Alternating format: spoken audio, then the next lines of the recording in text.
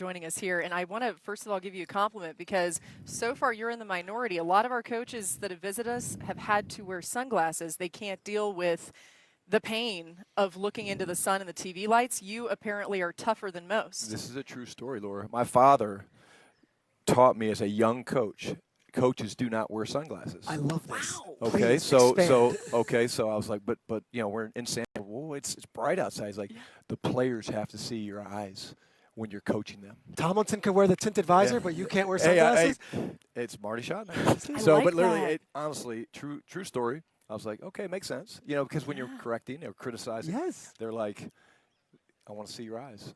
Man. So it's pretty cool. The other coaches I let wear, but I'll never change. I love So that. I guess do I've too. built up toughness. I've built up That's toughness. it. That's good. I was trying to give you a compliment. I did not expect such an incredible answer to come out of that question. That was absolute beautiful.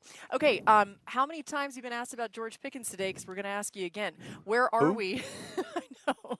Where are we on George Pickens, a long-term Put deal? the sunglasses on. Yeah, exactly. You don't want to look at me in the eye next after question, this. I tell you what, it's going to play out the way it plays out. GP was amazing last year. I really didn't know we were going to get, and when I got him, I just fell in love with him. The very first meeting, I have a basketball hoop in my office, and I beat him. You know, we played a little bit of best Nice. of three. Yeah, I beat him. He'll probably deny that, but from that point on, I just knew he just loves football, and he makes us better. And it'll play out how it plays out, but we expect him to be a Cowboy for a long time. Last year around this time, it was Micah's contract, and it dragged on. And obviously now we're in a new offseason, and you guys bring in Rashawn Gary. All right, and when you get Rashawn Gary, you get this player that has shown flashes, but there might be something even more he can get to. How excited are you guys to have Rashawn Gary on the edge, and what can he bring to this Dallas defense? Yeah, I mean, having played him for a number of years, going back to Seattle, playing Green Bay, and we played him, of course, last year. The guy is unbelievable. Number one player in high school, you know, whenever he graduated, going to Michigan, top 12 draft pick. We think he's still got room to improve. I think we've put together a heck of a defensive coaching staff. Christian Parker kind of spearheading that thing. But we're really excited, and we think he's going to, again, do a great job rushing off the edge. Mm-hmm. And we've got some pretty good players inside. There's a guy by the name of Quinnen Williams that might play a little bit for us, Kenny Clark. Former teammate of his, Yeah. Pretty good. The cool thing for me was Kenny's reaction when he heard about excited? the trade. He was so excited. And then we've got a pass rush consultant by the name of BT Jordan, who's incredible. And we took him from Denver. Yeah. And they've been pretty productive the last couple of years. So Yeah. we're really excited.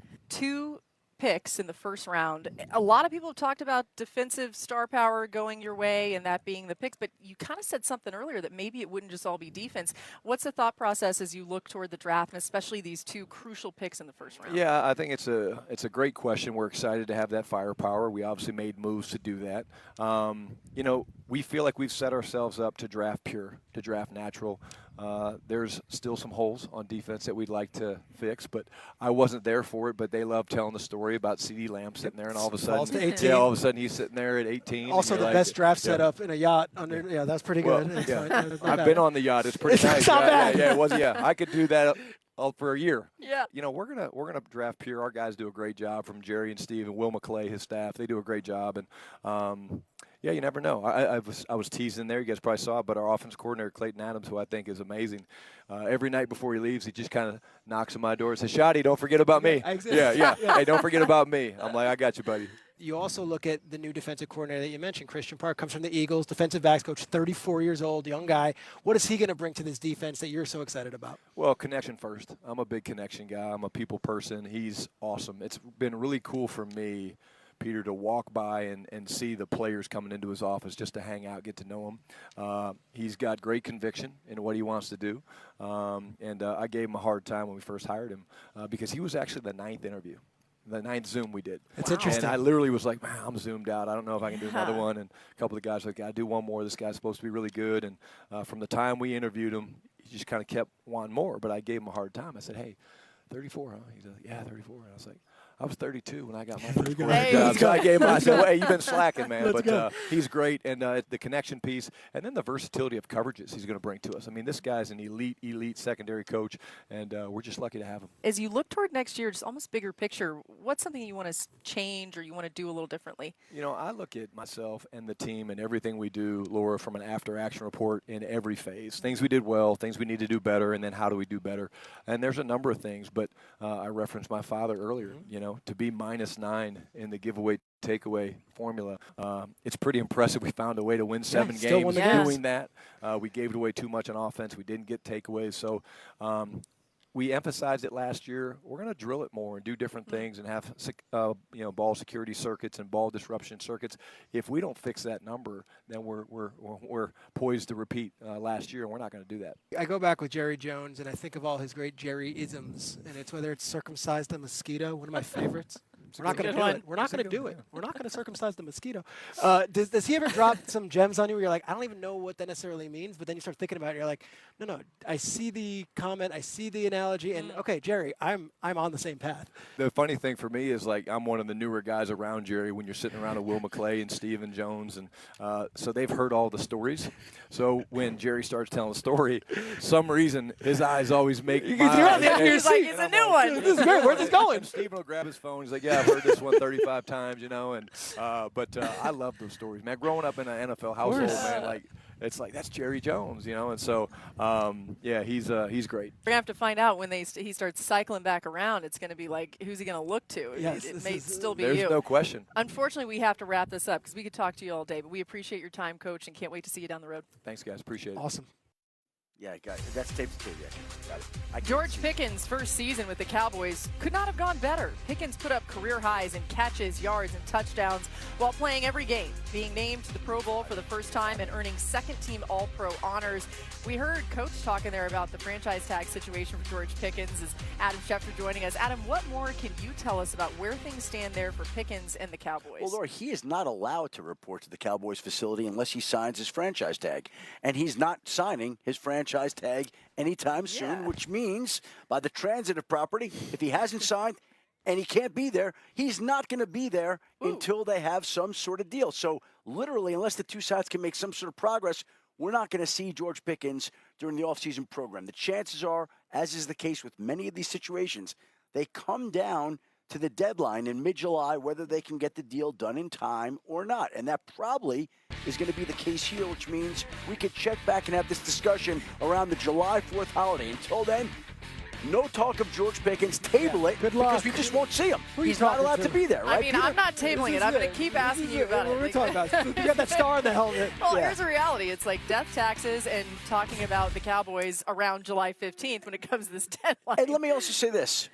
When we discussed Micah Parsons at this time last year, we all operated under the assumption that he was going to sign a long-term extension, and that didn't happen. So some of these situations are difficult to predict. Dallas, which is very patient and very methodical, might be even more difficult to predict. But the one thing I feel confident in saying is that we won't be seeing George Pickens for a little while. Can I say what the kids say? Adam just cooked. He cooked. He cooked. Yeah, he did. That was a cook. It was like a fried egg on the sidewalk here. It's so hot.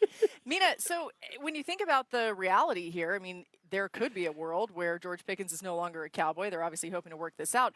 How important is he to that offense and what he brings to the table for what they're really going to try to do next season? They got to keep him in the building. And my thinking on this has evolved, Laura, because at first I was like apprehensive about the notion of paying two quarterbacks a ton of money, thinking about the Bengals and all the needs on defense.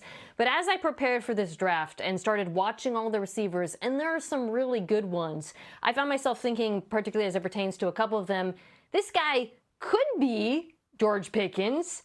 They have George Pickens, right? He would be wide receiver 1 in this class with a bullet. And so I think you look at offense that was top 5 last year, 5th in EPA per play, 4th in yards per play. You know what you've got. Yes, they need to make additions on defense, but they have ammunition in the draft to do so, and this is a good drafting team. So if I'm Dallas, I really try to make the bird in hand, which is Pickens, work out here, because you know that with him and Lamb and Dak Prescott, you have a top 5 offense.